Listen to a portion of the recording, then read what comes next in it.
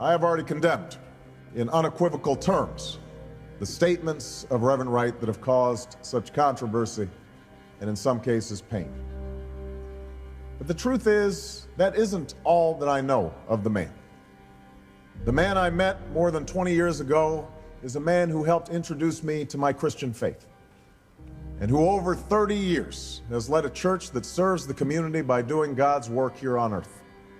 The church contains in full the kindness and cruelty, the fierce intelligence and the shocking ignorance, the struggles and successes, the love, and yes, the bitterness and biases that make up the black experience in America.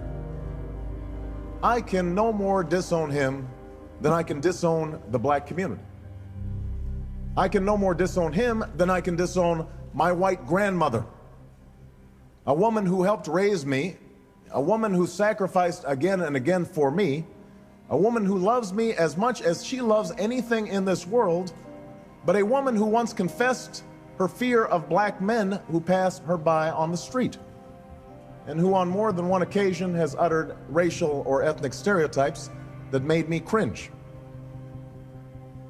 These people are part of me, and they are part of America, this country that I love. As opposed to just cutting Jeremiah Wright off immediately, or even kind of saying that it's not possible for me to win, he does exactly what a professor or a teacher would do in that circumstance, which is step into the middle of it and look at it panoramically and then try to understand it for what it is. Under other circumstances, we would call that a class. In Barack Obama's circumstance, this is a public address or speech. The fact is that the comments that have been made and the issues that have surfaced over the last few weeks reflect the complexities of race in this country that we've never really worked through. A part of our union that we have not yet made perfect. We do not need to recite here the history of racial injustice in this country.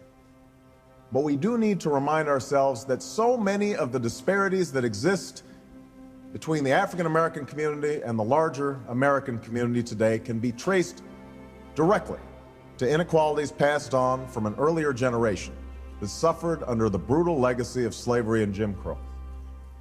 The anger is real. It is powerful. And to simply wish it away, to condemn it without understanding its roots, only serves to widen the chasm of misunderstanding that exists between the races.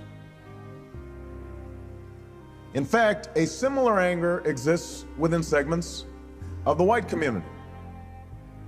Most working and middle-class white Americans don't feel that they've been particularly privileged by their race. Their experience is the immigrant experience. As far as they're concerned, no one handed them anything. They've built it from scratch. So when they are told to bus their children to a school across town, when they hear an African American is getting an advantage in landing a good job or a spot in a good college because of an injustice that they themselves never committed, when they're told that their fears about crime in urban neighborhoods are somehow prejudice, resentment builds over time. Now, I believe in staying in contact with the humanity of my precious white brothers and sisters.